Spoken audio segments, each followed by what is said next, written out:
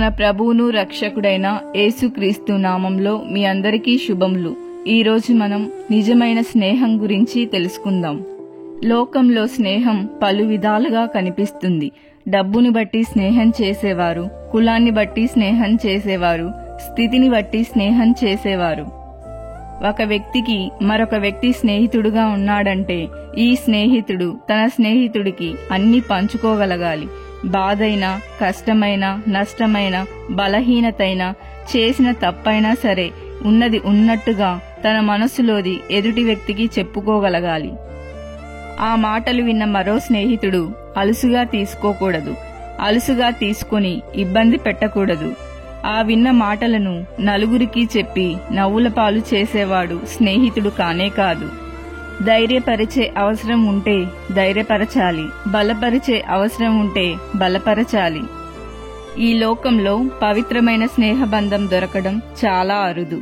పరిశుద్ధ గ్రంథంలో చూసినట్లయితే స్నేహానికి నిలువెత్తు నిదర్శనం యోనాతాను హృదయం దావీదు హృదయంతో కలిసిపోయెను. యోనాతాను దావీదును తనకు ప్రాణ స్నేహితునిగా భావించుకొని అతని ప్రేమించెను. అసలు యోనాతాను ఎవరు? ఇశ్రాయేలీల మొట్టమొదటి రాజు అయిన సౌలు యొక్క జ్యేష్ఠ కుమారుడు, అంటే రాజకుమారుడు. యోనాతాను యువరాజయ్యుండి కూడా గొర్రెల కాపరి అయిన దావీదుతో స్నేహం చేశాడు. దావీదును తనకు ప్రాణ స్నేహితునిగా భావించుకొని ఎంతగానో దావీదు పైన ప్రేమ చూపించాడు. యోనాతాను అను పేరుకు అర్థము యెహోవా బహుమానం లేదా దేవుని వరము అని అర్థము. యోనాతాను సాధారణమైన వ్యక్తి కాదు, రాజకుమారుడు. సౌలు తర్వాత రాజు అవ్వాల్సిన వ్యక్తి. యోనాతాను ఎక్కడా, దావీదెక్కడా? దావీదులో ఉన్న దైవికమైన ఆకర్షణ యోనాతాన్ను ఆకర్షించెను. సహజంగా లోకంలో స్థాయిని బట్టి స్నేహం చేస్తారు. మనం గొప్పవారి యొక్క స్నేహాన్ని కోరుకుంటే వారు మనతో స్నేహం చేస్తారా? చెయ్యరు. రాజుల పిల్లలతో, గొప్ప గొప్ప వారితో స్నేహం కుదురుతుందా? కుదరదు. వారు వారికి తగిన వారితో స్నేహం చేస్తారు. యోనాతాను తన స్థాయిని, స్థితిని పక్కన పెట్టి గొర్రెల కాపరి అయిన దావీదుతో స్నేహం చేశాడు. యోనాతాను హృదయం దావీదు హృదయంతో కలిసిపోయెను. ఆమోసు గ్రంథం 3వ అధ్యాయం 3వ వచనంలో వాక్యం తెలియచేస్తుంది, సమ్మతింపకుండా ఇద్దరు కూడి నడుతురా అని. ఇద్దరూ కలిసి నడవాలంటే వారిద్దరి మధ్య సఖ్యత ఉండాలి, అభిప్రాయాలు కలవాలి. దావీదు యోనాతాను స్నేహం కోరలేదు గాని యోనాతానే దావీదు స్నేహం కోరాడు. దావీదు ఎడల యోనాతాను కనపరిచిన ప్రేమ బహు వింతైనది. యోనాతాను చనిపోయినప్పుడు దావీదు ఈ విధంగా అంటాడు, నా యందు నీకున్న ప్రేమ బహు వింతైనది, స్త్రీలు చూపు ప్రేమ కంటెను అది అధికమైనది అంటూ ఎంతో బాధపడతాడు. దావీదుతో యోనాతాను నిబంధన చేసుకొని తన దుప్పటి, తన కత్తి, నడికట్టును తీసి దావీదుకు ఇచ్చాడు. యోనాతాను రాజకుమారుడే కాదు, యుద్ధంలో ప్రవీణుడు, పరాక్రమశాలి. అయినప్పటికీ దావీదు పట్ల దేవుని చిత్తాన్ని తెలుసుకున్నాడు. దేవుని చిత్తానికి తలవంచాడు. దావీదుతో, నీవు ఇశ్రాయేలీయులకు రాజువగుదువు, నేను నీకు సహకారినవుదును అన్నాడు. యోనాతానులో ఎక్కడా కాని దావీదు పట్ల అసూయ లేదు. ఇంకా నేను నీకు సహకారిగా ఉంటాను అన్నాడు.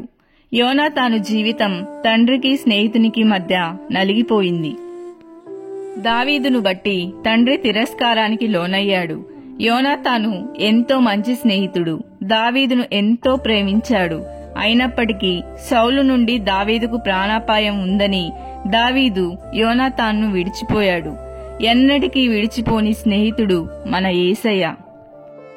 దేవుడు నీ జీవితంలో స్నేహితుడిగా ఉండాలని కోరుకుంటున్నాడు. ఆది నుంచి దేవుడు ఆశపడేది ఇదే, మనిషితో స్నేహం చేయాలని. యోనాతాను ప్రభువైన క్రీస్తుకి సాదృశ్యంగా ఉన్నాడు. యేసు రాజులకు రాజైన ఆయనకి మనమంటే ఎంతో ఇష్టం, మనమంటే ఎంతో ప్రేమ. యేసయ్య మన కోసం ప్రాణమిచ్చిన ప్రాణ స్నేహితుడు. సంఘంలో ఉన్న బిడ్డలను దేవుడు ఎంతగానో ప్రేమిస్తున్నాడు. మన హృదయం మన ప్రాణ స్నేహితుడైన యేసయ్య హృదయంతో కలుసుకోవాలి. పరిశుద్ధాత్మ అభిషేకంతోనే మన హృదయం యేసయ్య హృదయంతో కలిసిపోవును. యోనాతాను వలె మన దేవుడు తన ప్రజలతో నిబంధన చేశాడు. నిబంధన అంటే ఏమిటి? నిబంధనలో ఇద్దరుంటారు. నిబంధన చేస్తున్నవారు, ఆ నిబంధనను అంగీకరించేవారు.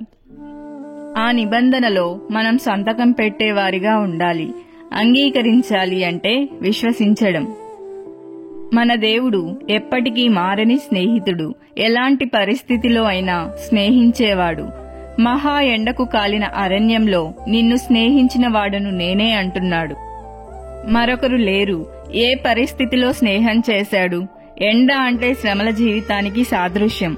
అరణ్యం అంటే దిశ ఉండదు. అన్ని ద్వారములు మూయబడిన అనుభవం. నిరీక్షణ లేని పరిస్థితి. ఎన్ని ప్రయత్నాలు చేసినా జీవితం అక్కడక్కడే ఉంటుంది. అది అరణ్యమే కాదు, కాలిన అరణ్యం. ఎటు చూసినా ఏమీ లేదు. సర్వం కోల్పోయిన పరిస్థితి. ఎలాంటి ఆధారం లేని స్థితి. ఇలాంటి స్థితిలో నిన్ను స్నేహించేవాడు ఎవరంటే శ్రీమంతుడైన యేసయ్య. నిజమైన స్నేహితుడు విడువక ప్రేమించును. దుర్దశలో అటివాడు సహోదరుడుగా నుండును. యేసయ్య మన కోసం ప్రాణం పెట్టిన ప్రాణ స్నేహితుడు. మరి వాక్యం వింటున్న నీవు ఎప్పటికీ ఎన్నటికీ మారని యేసయ్యతో సహవాసం కలిగి ఉన్నావా? మన వ్యక్తిగత జీవితంలో యేసు స్నేహితుడుగా ఉండాలి. ఆమేన్.